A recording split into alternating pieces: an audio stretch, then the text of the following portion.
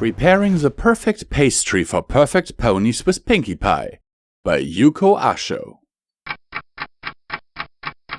Hi, I'm Pinkie Pie. Well, I guess you know that already. What with me being pink and all. The really poofy hair probably helps give it away too. Not that I'd try to be another pony. I like being Pinkie Pie. I'd make a really awful Twilight Sparkle or Rainbow Dash, and I don't think the animals would like if I tried to be Fluttershy. Nope, I'm good at being Pinkie, so that's who I am. Now, some of you may have heard a rumor that I make cupcakes out of ponies. I know, it's absolutely silly. Ponies don't taste sweet. Well, maybe if you feed them lots and lots and lots and lots of sugar, but why would I do that when I could just make real cupcakes and be happier? Anyway, you might wonder why you're in my kitchen. Well, I thought I'd show you all how cupcakes are really made. Well, really, you can make different kinds of cupcakes out of all sorts of things. Chocolate, peanut butter, berry jam, or even lime. Though lime can be a bit too sour if you're not too careful. Anyway, we're here for something really special. Did you know that Applejack and Princess Celestia have the same birthday? Well, I don't know either, but it's entirely possible. Even if they never die, the princesses have to have been born, right? It's entirely possible that Applejack and Princess Celestia have the same birthday. And even if they didn't, I'm sure I could get Princess Celestia to a birthday party for Applejack. I know I can get Applejack to come to a birthday party for Princess Celestia. Wow, maybe I could have them both come over for some other pony's birthday party. That would be so awesome! Anyway, we're here to make something really nice that I'm sure both Princess Celestia and Applejack would love. That's right, it's time to make some apple banana cupcakes. Doesn't that sound yummy dummy scrumptious? It sure does. Anyway, here's what you need, right here on the kitchen counter. You need 2 cups of all-purpose flour, a teaspoon of baking soda and another of salt, half a teaspoon of cinnamon and another half of nutmeg, 2/3 of a cup of shortening. Wait, where's the shortening? Oh, don't tell me we ran out of shortening. Oh no, it was right here behind the flour. Oopsies. Anyway, you also need 1 1/4 cups of white sugar, 2 eggs, a teaspoon of vanilla extract, 1/4 of a cup of buttermilk, a cup of mashed up ripe bananas, and 2 apples. Of course you have to core apples, peel and shred the apples, or you're gonna have some really chunky cupcakes. Oh, and you need an oven. I did kind of forget that part, didn't I? Yes, you need an oven, preheated to 375 degrees. That's a lot of degrees. Oh, and a cupcake tray. You need that too. Okay, now you sift together the flour, baking soda, salt, cinnamon, and nutmeg. Don't spill anything. You're going to need it later.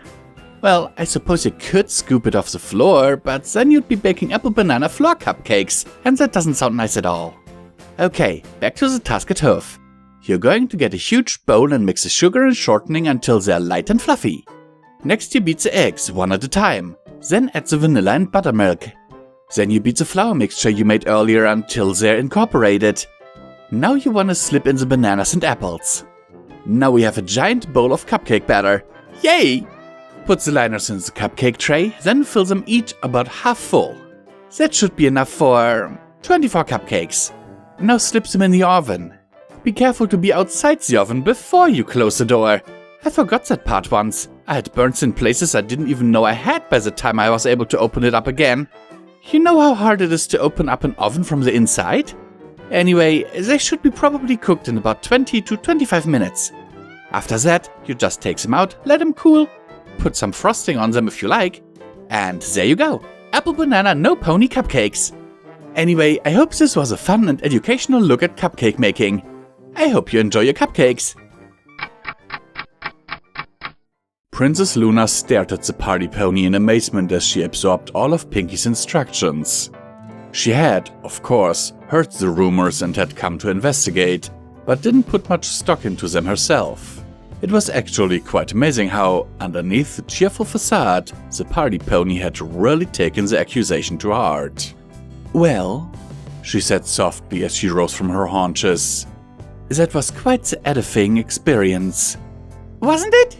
Pinkie Pie replied gaily, bouncing effortlessly over the counter and leaning in until she was face to face with the Princess of the Night.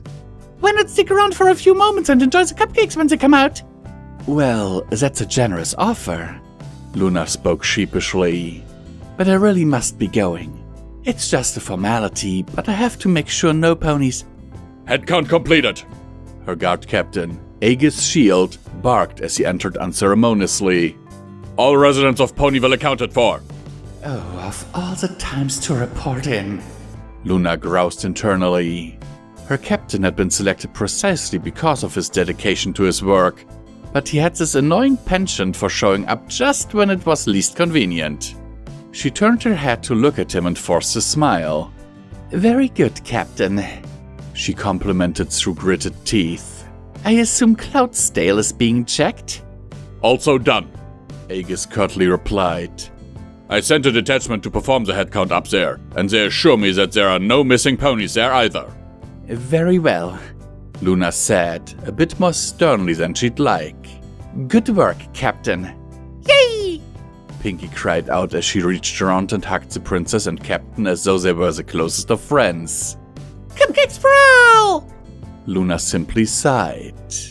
I'm allergic to bananas. Her mind whined pitifully as she resigned herself to her fate.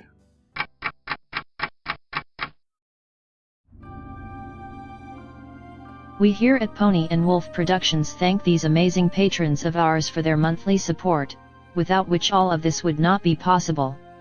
We sincerely appreciate it, and every dollar helps, is needed, and will be used to keep us going to produce audiobooks for your continued enjoyment.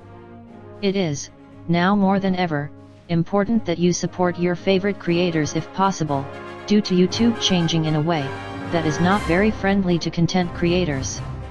Especially small content creators, like us. In recent months, the names you see on screen have enabled Midnight and Visual Pony to keep going and only having to sell off part of their belongings to not end up on the street. As an incentive for everyone, Visual Pony has broken a vow and has promised to read and record Fallout Equestria, Murky number 7, should the monthly support reach $1,500. To be clear, this is the absolute minimum amount needed to keep the apartment and all bills paid without starving, while a production of this size is ongoing. The estimated time for this production would be 3 to 4 years, but people already said that Project Horizons was impossible to do, right? And now look who did it, so with Pony&Wolf, you know we can finish the job. For further information on how to support us, please have a look at the description of this video, as there are also other ways, like our merch store. Sincerely and forever yours, your Pony&Wolf team.